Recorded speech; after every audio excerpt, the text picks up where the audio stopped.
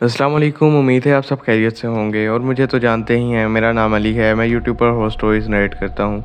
अगर आप भी स्टोरी भेजना चाहते हैं तो इंस्टाग्राम या ईमेल पे सेंड कर सकते हैं। दोनों का लिंक वीडियो की डिस्क्रिप्शन में मौजूद है। आज मैं आपको दो स्टोरीज सुनाने वाला हूँ, तो चलते हैं अपनी पहली स्टोरी की तरफ। पहली स्टोरी मुझे रज़ा भाई ने भेजी है इंडिया से। अस्सलाम वालेकुम अली, क्या हाल है आपका? मेरा नाम रज़ा है। मैं असल में इंडिया का रहने वाला हूँ। मैं इंडिया में जिस जगह से हूँ वहाँ काला जादू बहुत ज़्यादा आम है। लोग बहुत ज़्यादा काला जादू करते और करवाते हैं। मुझे भी बचपन से ही रूहानियत, जिन और इन चीज़ों में दिलचस्पी रही है जो इंसान की आंख से छुपी होती हैं। मैं हमेशा सोचता था ये सब सिर्फ अफसाने हैं या हकीकत। बस इसी सवाल ने मुझे हमेशा उस रास्ते पर धकेला जो खतरों से भरा हुआ था। नौकरी की वजह से मैं इंडिया से तुर्की आ गया। वहाँ एक गवर्नमेंट लिंक्ड इंस्टीट्यूट था जो फ्रॉड और स्कैम से रिलेटेड कामों पर काम करता था। हमारा काम होता था लोगों की कंप्लेंट्स लेना, जैसे कोई बंदा लोगों को धोखा दे रहा हो, जैसे उन्हें फेक अमलियात या तवीज़ बेच रहा हो, या किसी स्पिरिचुअल पावर का नाटक करके पैसे कमा रहा हो, और भी बहुत से स्कैम्स वगैरह। मुझे पहले नहीं पता था कि तुर्की जैसे मॉडर्न कंट्री में भी ये चीज़ें इतनी आम हैं। हमारा इदारा ऐसे लोगों को ट्रेस करता था, उनके खिलाफ सबूत जमा करता था और फिर उन्हें पकड़ लेता था। मैं उस इदारे में इन्वेस्टिगेटर के तौर पर काम करता था। मुझे जगह जगह जाना पड़ता था और कुछ जगहें सच में बहुत ज़्यादा खौफनाक होती थीं। एक दिन एक कंप्लेन आई। किसी ने लिखा था कि एक ब्लैक मैजिशियन है जो लोगों से पैसे लेकर उनके घर बर्बाद कर देता है। वो किसी पहाड़ी इलाके में रहता था जहाँ एक पुरानी केव थी। लोगों ने कहा कि उस केव से अजीब आवाज़ें आती हैं और रात के वक्त वहाँ से धुएं निकलते हैं। हमारी टीम ने प्लान बनाया कि उस जगह पर रेड की जाए। उस दिन मौसम बहुत अजीब था। हवा में अजीब नमी थी, आसमान पे बादल थे। तकरीबन रात के 10 बजे के करीब हम पहाड़ी के पास पहुँचे। रास्ता पूरा ऑफ रोड था। केव के पास पूरी खामोशी थी, इतनी कि अपनी सांस की आवाज़ भी साफ सुनाई दे रही थी। जब हम अंदर गए तो हवा में एक स्मेल थी, जैसे किसी ने अभी वहाँ पर हड्डियाँ जलाई हों। अंदर हड्डियों के टुकड़े पड़े थे और कुछ पुराने कपड़े भी, और अजीब सी मूर्तियाँ पड़ी थीं। दीवार पर कुछ लिखा हुआ था, कोई अननोन सिंबल्स थे, जैसे अरेबिक और संस्कृत का मिक्सचर हो। मैं टॉर्च लेकर आगे बढ़ा तो एक छोटी सी वुडन शेल्फ दिखी। उस पर कुछ पुरानी चीज़ें रखी हुई थीं, जिनमें काले धागे, कुछ सिक्के और एक चमड़े के केस वाली किताब थी। किताब के केस पर कुछ लिखा हुआ था। मुझे समझ नहीं आई, लेकिन मैंने गूगल सर्च किया तो मुझे पता लगा वो लिखा था काले जादू का इल्म और मनफी कुव्वतों का असर। उस वक्त मुझे अंदाज़ा नहीं था कि ये बुक बहुत ख़तरनाक है। टीम के दूसरे लोग उस मैजिशियन को पकड़ने में मसरूफ़ थे, लेकिन मेरा ध्यान सिर्फ उस किताब पर था। उस किताब में कोई ऐसी कशिश थी जो मुझे उसको उठाने पर मजबूर कर रही थी। मैंने बिना सोचे समझे वो किताब उठा ली। उस वक्त मुझे अंदाज़ा भी नहीं था कि ये काम मेरी ज़िंदगी का सबसे बड़ी गलती साबित होगा।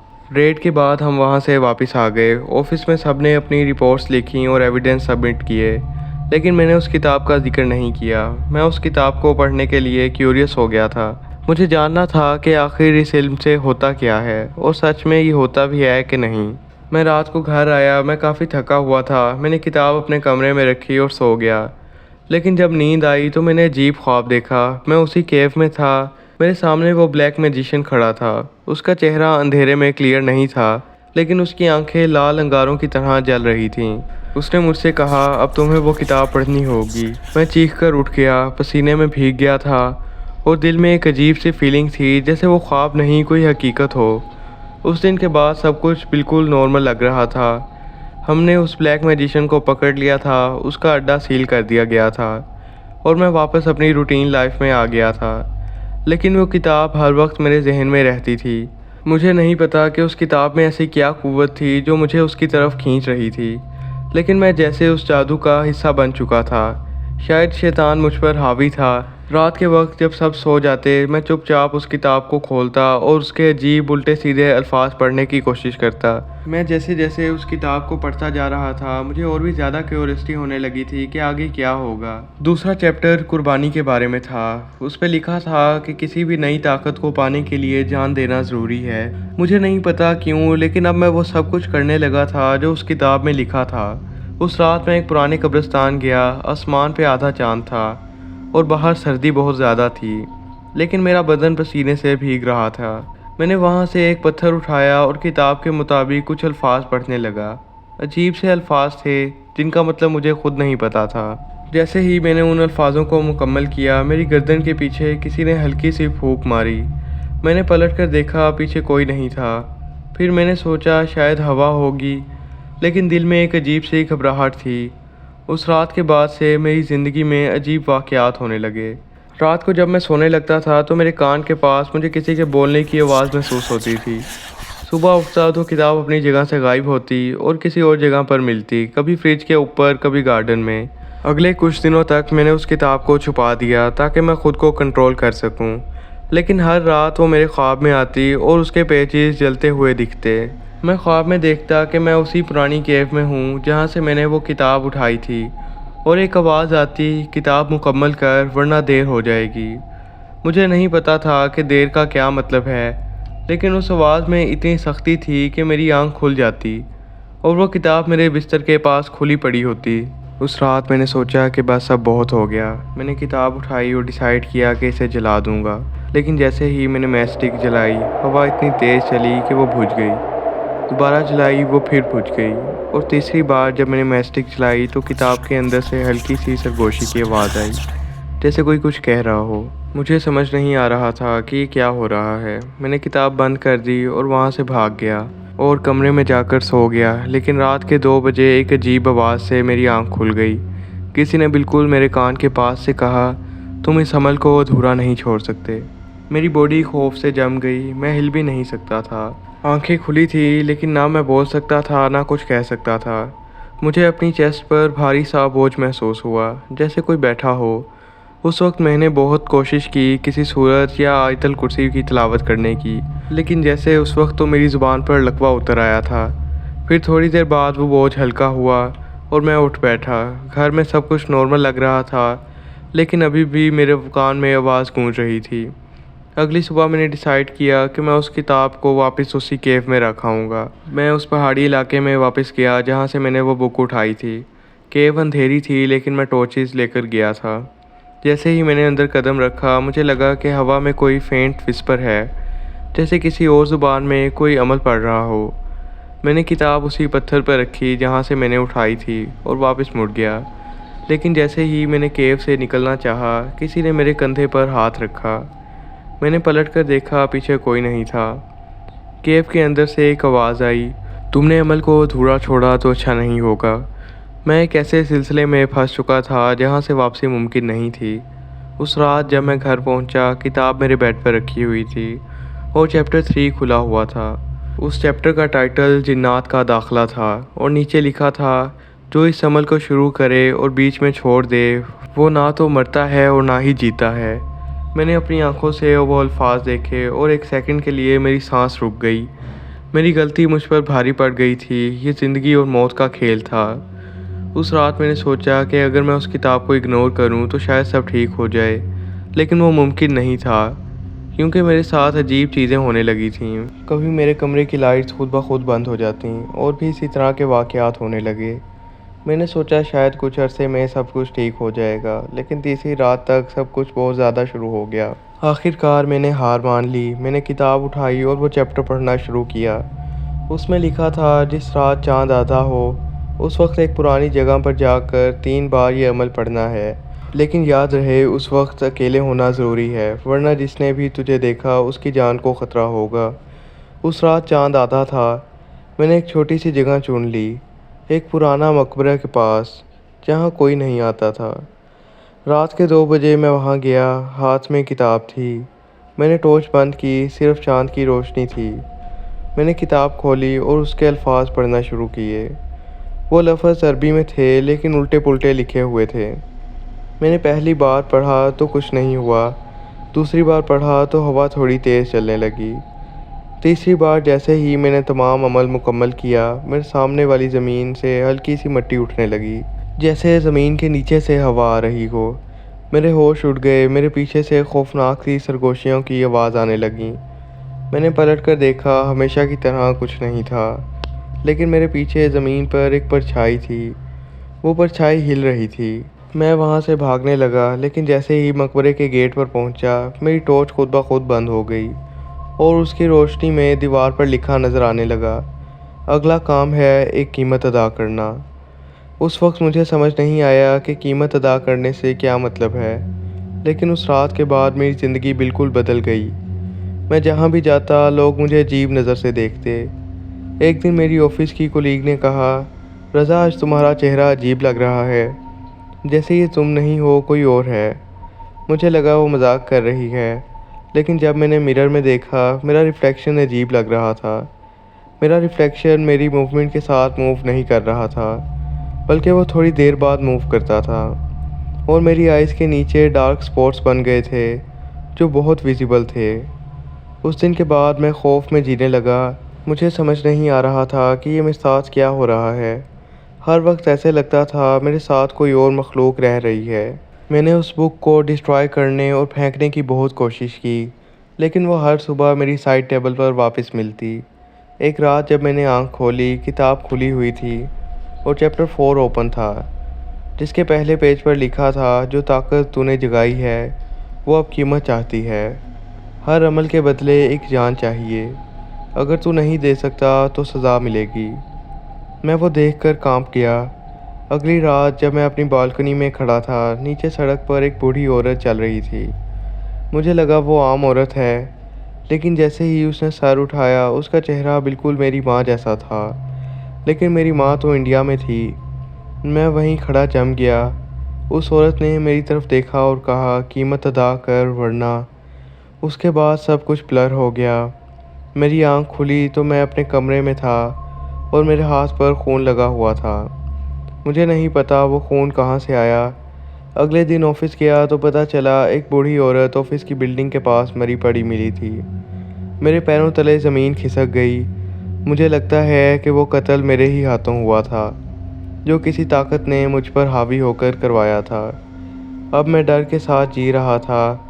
हर दिन एक नई चीज़ होती। कभी मेरे रूम में किसी के कदमों की आवाज़ आती और कभी किसी की आवाज़ आती, अगला अमल शुरू करो। मुझे समझ नहीं आ रहा था कि ये सब क्या हो रहा है और मुझे क्या करना चाहिए। फिर एक दिन मैंने बुक का चैप्टर 5 खोला।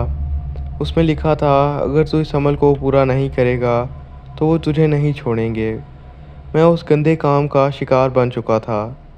अब दो ही रास्ते थे, या मैं इस अमल को पूरा करूं या फिर मर जाऊं। एक रात मैंने तय किया कि मैं अमल को पूरा करूंगा ताकि सब ख़त्म हो जाए। लेकिन मुझे नहीं पता था कि चैप्टर 5 में जो लिखा था वो मेरी ज़िंदगी का सबसे बड़ा इम्तिहान बनने वाला था। उस रात मैंने सब तय कर लिया था। मैंने सोचा कि चाहे जो हो, मैं चैप्टर 5 का अमल पूरा करके इस किताब से छुटकारा पा लूँगा।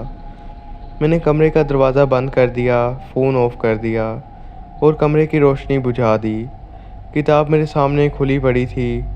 मैंने गहरी सांस ली। दिमाग के अंदर खौफ का समंदर था, लेकिन एक उम्मीद भी थी कि शायद ये सब ख़त्म हो जाए। मैंने किताब के लफ्ज़ पढ़ना शुरू किए। हर लफ्ज़ के साथ मेरे कमरे की हवा बदलने लगी। पहले हल्की सर्दी थी, फिर हवा गर्म होने लगी, जैसे काफ़ी लोग अंदर सांस ले रहे हों। फिर एकदम से सब कुछ बिल्कुल खामोशी में बदल गया। अब किताब के सिर्फ आखिरी पेज रह गया था। मैंने पेज पलटा। आखिरी पेज पर लिखा था, तुम्हारे पास दो रास्ते हैं, या तो ये इल्म और अमल जो तुमने किया इसको किसी और को सिखाओ, या फिर ख़ुद को कुर्बान कर दो। ये पढ़ते ही मेरे कमरे से बेहद खौफनाक घुर्राने की आवाज़ें आने लगीं, और वो भी एक साथ कई आवाज़ें। बहरहाल मैंने फ़ैसला किया कि मैं ख़ुद को कुर्बान कर दूँगा, लेकिन किसी को ये अमल करने की तजवीज़ नहीं दूँगा। मैं नहीं चाहता था कि जिस अज़ियत से मैं गुज़रा हूँ कोई और भी गुज़रे। मैं छत पर चला गया ताकि छत से छलांग मारकर अपनी जान दे दूँ, लेकिन अल्लाह की तरफ से मेरे जहन में एक तुर्की के मशहूर व मारूफ बुज़ुर्ग हैं जो बहुत नेक आदमी हैं।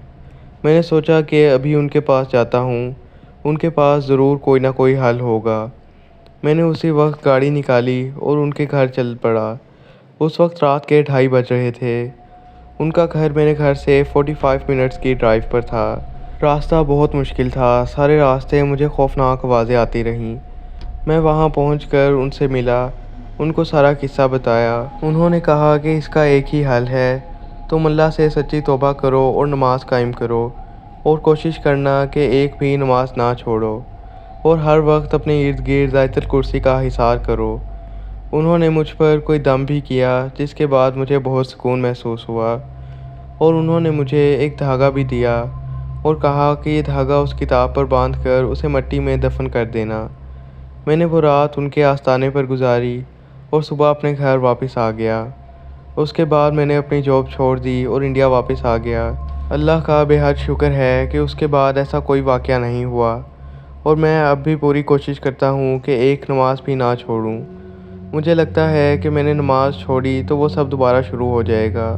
जो भी मेरी ये स्टोरी सुन रहा है, मेरी उससे रिक्वेस्ट है कि कभी भी ना ये अमल किसी से करवाएं और ना ही खुद करें। ये अमल हराम भी है और बहुत ज़्यादा ख़तरनाक भी, और अक्सर ये अमल आपकी जान के साथ ही ख़त्म होता है। ये थी आज की पहली स्टोरी। अब चलते हैं दूसरी स्टोरी की तरफ। अस्सलाम वालेकुम अली, क्या हाल है आपका? मेरा नाम एहसन है। हम 2018 से हाउस्टन टेक्सास में रहते हैं।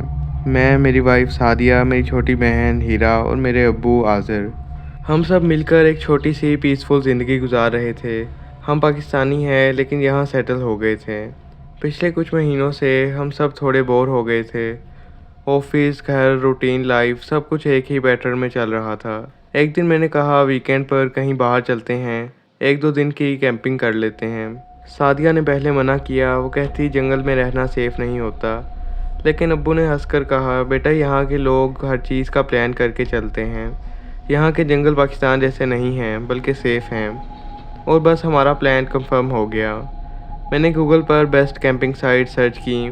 हाउस्टन के करीब सबसे ज़्यादा रिकमेंडेड जगह थी एक छोटी सी लेक के पास, जिसका नाम था लेक मेरिडथ कैंप ग्राउंड, जो एक छोटी सी जगह थी। फ़ोटोज़ देखकर लगता था जैसे कोई जन्नत हो, लेकिन कमेंट सेक्शन में कुछ अजीब रिव्यूज़ थे। एक कमेंट था, it felt like someone was walking around us but there was no one. और भी 2-3 इसी तरह के कमेंट्स थे। मैंने मजाक में सादिया को कहा, शायद कोई ज़ोंबी वगैरह होते होंगे, पाकिस्तानी जिन तो यहाँ पर आने से रहे। मैंने उन कमेंट्स को ज़्यादा सीरियस नहीं लिया।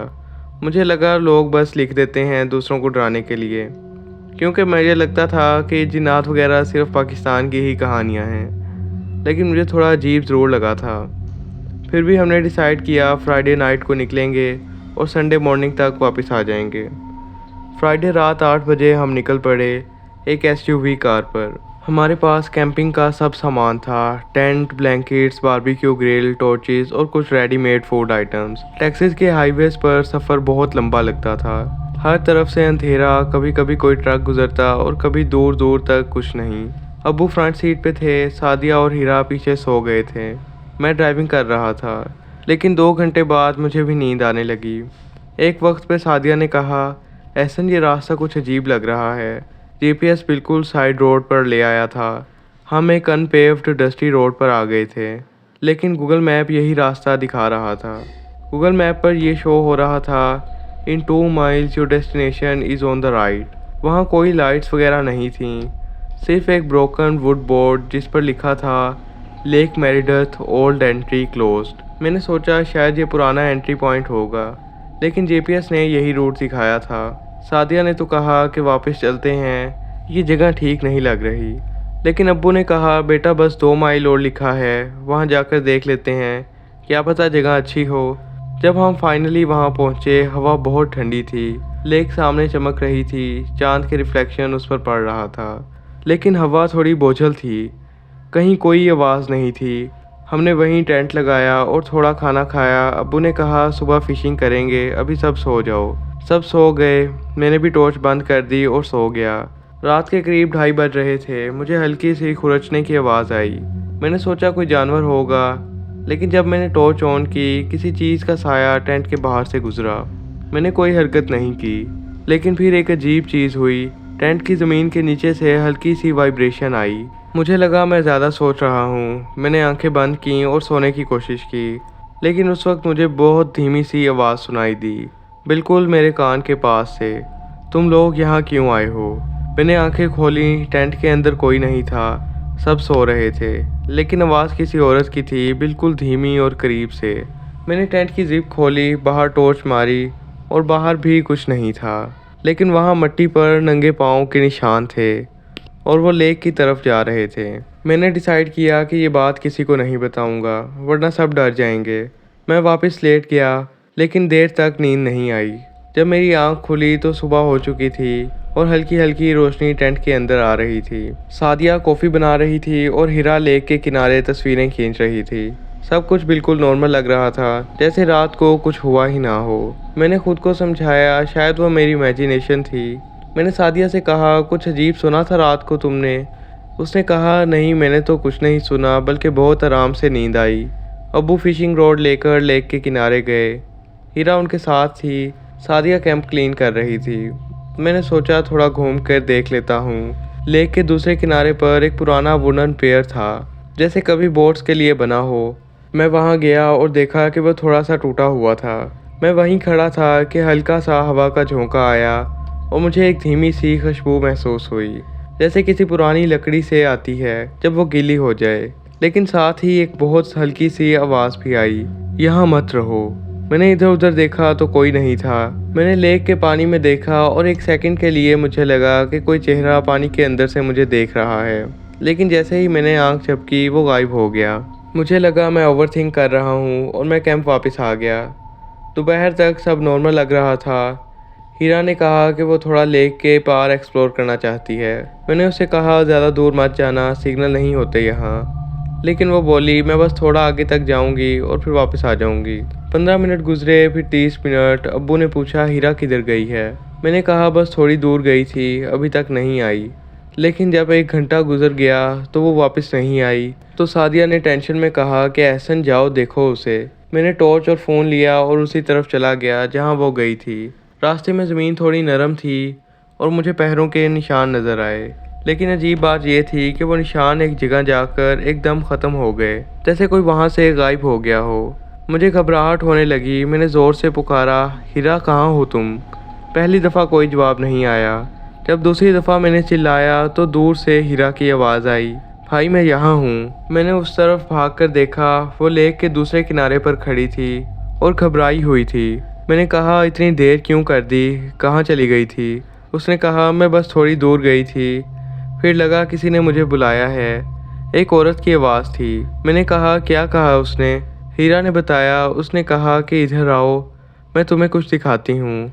मेरी सांस रुक गई क्योंकि रात को मुझे भी एक औरत की आवाज़ सुनाई दी थी, लेकिन मैं समझ रहा था शायद मेरा वहम है। लेकिन अब मुझे कंफर्म हो गया था कि मेरा वहम नहीं था। लेकिन मैंने उसे रात के बारे में नहीं बताया और उसे कैंप ले आया। शाम के वक्त हमने बारबेक्यू शुरू किया। अब्बू मज़े से कह रहे थे, देखो ये होती है ज़िंदगी, शहर का शोर भी कोई ज़िंदगी है। सब नॉर्मल लग रहा था, लेकिन जब रात होने लगी तो हवा फिर भारी होने लगी, जैसे कुछ आसपास बदल रहा हो। मैंने डिसाइड किया कि आज मैं जागकर रात गुजारूंगा। रात के 1 बजे के करीब सब सो गए। मैं टेंट के बाहर बैठा कॉफ़ी पी रहा था। तभी मुझे फिर से वही खुरचने की आवाज़ सुनाई दी। इस दफ़ा मैंने टॉर्च उस तरफ मारी और वो देखकर मेरी आंखें फटी की फटी रह गईं। वहाँ एक बूढ़ा आदमी खड़ा था, सिर्फ 15 फुट दूर, और वो मुझे देख रहा था। मैंने पुकारा, हेलो हु आर यू? लेकिन उसने जवाब नहीं दिया। उसने बस अपना राइट हैंड उठाया और धीरे धीरे अपनी गर्दन टेढ़ी करके कहा, यहाँ रात को रुकना मना है। मैंने टॉर्च उसके चेहरे पर मारी और देखा कि उसकी आंखें पूरी काली थीं। मैं चिल्लाया और थोड़ा पीछे हटा, लेकिन जब मैंने दोबारा टॉर्च उस तरफ मारी वो वहाँ नहीं था। मैंने अब्बू को झुकाकर बताया, अब्बू वहाँ कोई था, एक बूढ़ा आदमी। अब्बू ने कहा, क्या बकवास है बेटा, यहाँ आसपास कोई नहीं रहता। मैंने इंसिस्ट किया कि चलो देखो, लेकिन जब हम गए तो वहाँ सिर्फ मिट्टी थी और मिट्टी पर कुछ पाँव के निशान थे। अब्बू ने कहा, शायद कोई रेंजर या कैंपर होगा, लेकिन मुझे दिल से यकीन था कि वो इंसान नहीं था। और मुझे उस वक्त बिल्कुल अंदाज़ा नहीं था कि उस रात हमने वहाँ रुककर अपनी ज़िंदगी की सबसे बड़ी गलती कर दी थी। सुबह के वक्त मैं कुछ देर के लिए सोया हूँगा, लेकिन जब मेरी नींद खुली तो सब कुछ थोड़ा अलग सा लग रहा था। हवा में एक अजीब सी स्मेल थी। सादिया और अब्बू पानी के पास बैठे थे, लेकिन हीरा कहीं नज़र नहीं आ रही थी। मैंने उनसे पूछा, हीरा कहाँ गई? सादिया ने कहा, वो सुबह से चुप है, टेंट के अंदर है, लगता है तबीयत नहीं ठीक। मैं टेंट के पास गया, जिप खोली। हीरा अंदर ब्लैंकेट के अंदर मुंह छुपा कर बैठी थी। मैंने कहा, ओए उठ, क्या हुआ? उसने हल्का सा मुंह उठाया। उसकी आंखों के नीचे ब्लैक स्पॉट्स थे और आंखें सूजी हुई थीं। मैंने पूछा, तबीयत ख़राब है? उसने कहा, मुझे नींद नहीं आई, कोई रात को बाहर चल रहा था और मुझे बुला रहा था। मैंने पूछा कौन बुला रहा था तुम्हें, जिस पर उसने कहा पता नहीं, पर मुझे लगा कि वो मुझे बुला रहा था। मेरी सांस रुक गई। कल भी उसने कहा था कि किसी ने उसे बुलाया था। अब ये बार बार वही बात कर रही थी। सुबह के वक्त मैंने और अब्बू ने डिसाइड किया कि ब्रेकफास्ट के बाद वापस चलना चाहिए। मैंने कहा अब्बू यहाँ कुछ सही नहीं लग रहा, मैं सीरियस हूँ। अब्बू ने हंसकर कहा बेटा तुम्हारा दिमाग में वहम भर गया है, ये अमेरिका है, पाकिस्तान के जिन नहीं आते यहाँ। सादिया ने कहा बस चलो पैकिंग करते हैं, मुझे भी ये जगह सही नहीं लग रही। जब हम पैकिंग कर रहे थे हीरा ने दूर लेक के किनारे की तरफ देखते हुए कहा वहाँ कोई खड़ा है। मैंने उस तरफ देखा लेकिन मुझे कुछ नज़र नहीं आया, लेकिन हीरा बिल्कुल स्टिल होकर देख रही थी। उसने हल्की आवाज़ में कहा वहाँ एक बूढ़ा आदमी खड़ा है, लेकिन मुझे कुछ नज़र नहीं आया। फिर एक सेकंड के लिए मुझे लगा कि लेक के पानी में कोई लहर बनी है, जैसे कोई अंदर गया हो। सादिया ने कहा एहसन जल्दी करो, चलते हैं यहाँ से। सब कुछ पैक करने के बाद हम गाड़ी में बैठे। मैंने चाबी घुमाई, इंजन ने आवाज़ तो दी लेकिन स्टार्ट नहीं हुआ। दूसरी बार ट्राई किया, फिर तीसरी बार, लेकिन वो स्टार्ट नहीं हुआ। अब्बू ने कहा प्लग शॉर्ट होंगे। मैंने कहा नहीं अब्बू, परसों तो सर्विस करवाई थी। मैंने फ़ोन निकाला लेकिन सिग्नल भी नहीं थे। तभी मुझे हल्की सी आवाज़ सुनाई दी, गाड़ी के नीचे से कुछ खुरचने की आवाज़, जैसे कोई नाखून से लोहा चीर रहा हो। मैंने टॉर्च ली और नीचे देखा, नीचे कुछ नहीं था। फिर वो आवाज़ एक सेकंड के लिए टेंट के एरिया से आने लगी। मैंने देखा हमने टेंट ऑलरेडी फोल्ड कर लिया था, लेकिन वो आवाज़ वहीं से आ रही थी। सादिया ने कहा एहसन यहाँ से निकलो। प्लग कुछ देर बाद ठीक हो गए। अब्बू ने प्लग साफ़ किए, लेकिन तब तक शाम हो गई थी। अब्बू ने कहा अब अंधेरे में ड्राइव करना ख़तरा है, कल सुबह निकलते हैं। मैंने कहा अब्बू प्लीज़ ये गलती मत करें, लेकिन वो नहीं माने। रात को हमने फिर टेंट लगाया। मैंने कहा मैं और सादिया तो गाड़ी में ही रुकेंगे, अगर आप लोगों ने भी गाड़ी में रुकना है तो रुक जाओ, वरना आप लोग टेंट में सो जाओ। अब्बू और हीरा टेंट में चले गए। रात के 2 बजे मुझे गाड़ी के शीशे पर थप थप की आवाज़ आई। मैंने सोचा हीरा या अब्बू होंगे, लेकिन जब मैंने देखा बाहर एक आदमी का साया था और वो उल्टे पैरों से चल रहा था। मैंने सादिया को हिलाकर उठाया, देख वहाँ कोई है। उसने कहा मुझे तो कुछ नहीं दिख रहा, लेकिन मैं क्लियरली देख रहा था कि वो आदमी गाड़ी के पीछे जाकर लेक की तरफ चला गया और उसके पैरों के निशान उल्टे थे। मैंने उसी वक्त कुरान की तिलावत शुरू कर दी और जैसे ही मैंने सूरतुल फलक पढ़ी, गाड़ी के शीशे पर एक ज़ोर का थपका पड़ा। मैं और सिद्रा दोनों चिल्लाए और फिर सब कुछ खामोश हो गया। सुबह जब रोशनी हुई अब्बू टेंट के बाहर बैठे थे, लेकिन हीरा गायब थी। मैंने अब्बू से हीरा का पूछा तो उन्होंने गुस्से में कहा ये लड़की बिल्कुल पागल है, फिर अकेली चली गई। मैंने कहा अब्बू आप समझते नहीं हो, ये कोई नॉर्मल जगह नहीं है, ये जिन्नों का इलाका है। अब्बू ने कुछ नहीं कहा और फिर हमने देखा लेक के किनारे पे मिट्टी में हीरा के पैरों के निशान थे और उन निशानों के आगे एक और पैरों के निशान थे, जैसे कोई उसे ले जा रहा हो। मैंने कहा अब्बू मुझे लगता है हीरा को कोई ले गया है। अब्बू ने कहा चुप करो, कुछ नहीं हुआ, वो खुद ही गई है, इधर उधर घूम रही होगी।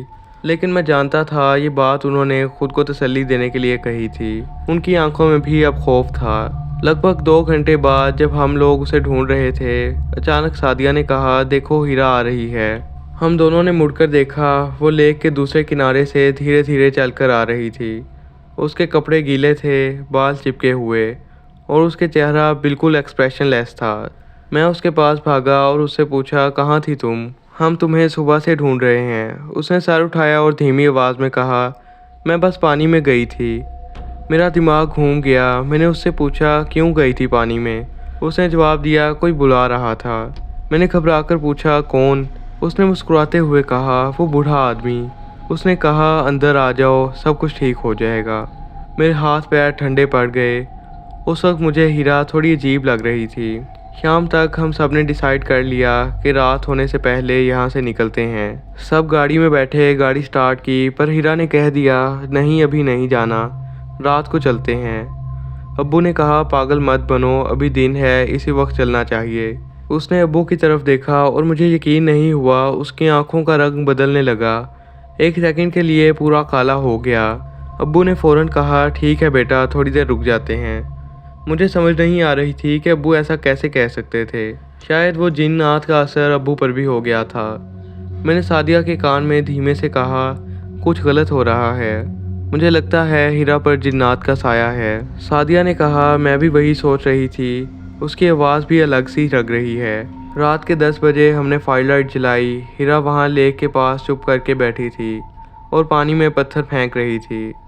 लेकिन हर दफ़ा जब वो पत्थर फेंकती, पानी में से कोई आवाज़ नहीं आती थी। मैं उसके पास गया और मैंने उसको कहा, हीरा आ जाओ, हम सब वापस जा रहे हैं। उसने मुस्कुराते हुए कहा, जो लोग यहाँ रहते हैं उन्हें अच्छा नहीं लगता कि कोई वापस चला जाए। मैंने पूछा, तुझे कैसे पता? उसने कहा, वो मुझसे बातें करते हैं, उन्होंने मुझे बताया था। उस वक्त हवा इतनी तेज़ चली कि फायर लाइट बुझ गई।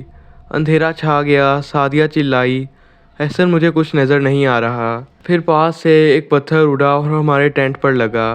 फिर दूसरा और फिर तीसरा, जैसे कोई हमला कर रहा हो, लेकिन आसपास कोई नहीं था। मैंने मोबाइल की लाइट ऑन की और एक सेकंड के लिए मैंने देखा कि ट्रीज़ के बीच अंधेरों में 2 आंखें चमक रही थीं। और फिर वो आंखें बढ़ती गईं और दसियों हो गईं। अब्बू ने चीख कर कहा, सब लोग अभी गाड़ी में बैठो। हम भागकर गाड़ी में आ गए, लेकिन हीरा पीछे खड़ी रही, लेक के पास। अब्बू ने कुरान खोला जो उनके पास हमेशा रहता था। उन्होंने सूरह अल जिन पढ़ना शुरू की। जैसे ही पहला लफ्ज़ ज़ुबान से अदा हुआ, हीरा ने अपने दोनों हाथ कान पर रख लिए और वो बोली, रुक जाओ, ये मत पढ़ो। लेकिन अब्बू लगातार तिलावत करते रहे। उस वक्त हवा एकदम रुक गई। हीरा ने अपना सर नीचे झुका लिया और बस चुप हो गई। उसकी सांस बहुत ज़्यादा तेज़ थी और फिर वो बेहोश होकर ज़मीन पर गिर गई। हमने उसे उठाया। अब उसकी आंखों का रंग नॉर्मल लग रहा था। उसने पूछा, क्या हुआ था रात को? हमने कुछ नहीं कहा। फिर अब्बू ने कहा, बस हम वापस जा रहे हैं। हम गाड़ी में बैठे और वहाँ से निकल गए। इस दफ़ा गाड़ी बिना रुकावट के चलती रही और हम घर पहुँच गए। उसके बाद सब ठीक रहा, लेकिन उसके बाद हमने कभी कोई कैंपिंग नहीं की। मेरे ऑफिस के एक कुलीग ने बताया कि वो ओल्ड एंट्री एरिया तो काफ़ी अरसे से क्लोज़ है हुकूमत की तरफ से, लेकिन वजह नहीं पता कि वो क्यों बंद है, लेकिन बहुत अरसे से वो नहीं खुला। बहरहाल जो भी हो, हम तो वहाँ से बच कर आ गए। लेकिन वो दिन मेरी ज़िंदगी के सबसे खौफनाक दिन थे। मुझे अचानक बैठे बैठे एक वाक़या याद आया जो हमारी मेड के साथ हुआ था, तो मैंने सोचा वो भी आप लोगों के साथ शेयर कर देता हूँ। ये वाक़या ज़्यादा लंबा नहीं है, तो चलते हैं अपनी स्टोरी की तरफ। ये वाक़या आज से कई साल पहले हमारी मेड के साथ हुआ था। ये वाक़या उस वक्त का है जब मैं सिर्फ 10 साल का था। हमारे घर में एक मेड काम करती थी। उनका नाम था शुबाना आंटी। बहुत शरीफ और मेहनती औरत थीं। रोज़ सुबह टाइम पर आती और हमारे घर का सारा काम करती और शाम से पहले चली जाती थीं। शुबाना आंटी का घर हमारे मोहल्ले से काफ़ी दूर था। उनके घर तक पहुंचने के 2 रास्ते थे, एक थोड़ा लंबा मगर सेफ और दूसरा एक शॉर्टकट था जो पुराने कब्रिस्तान के बीच से गुजरता था। वो कब्रिस्तान शहर के पुराने हिस्से में था। पत्थर की टूटी हुई कब्रें, खामोश पेड़ और हर वक्त एक अजीब सी सर्द हवा चलती रहती थी। लोग उस रास्ते से गुजरना पसंद नहीं करते थे, ख़ास तौर पर शाम के बाद। लेकिन शुबाना आंटी हमेशा वहीं से जाती थीं वक्त बचाने के लिए। उनका कहना था, मैं तो रोज़ गुजरती हूँ, कभी कुछ नहीं होता। अम्मी उसे अक्सर कहती थीं, मगरिब के बाद वहाँ से मत गुजरना, लोग कहते हैं वहाँ अजीब चीज़ें होती हैं। शुबाना आंटी हंसते हुए कहती थीं, बाजी सब अफवाहें हैं, मेरा तो रोज़ का रास्ता है। जिस दिन ये वाक़या हुआ तब सर्दियाँ थीं, दिसंबर का महीना था। दिन छोटे और रातें लंबी थीं। उस दिन शुबाना आंटी को ज़्यादा देर हो गई थी। जब काम ख़त्म हुआ तो मगरिब के अज़ान का वक्त हो चुका था। अम्मी ने कहा, शुबाना रात हो रही है, तुम आज लंबा रास्ता ले लेना।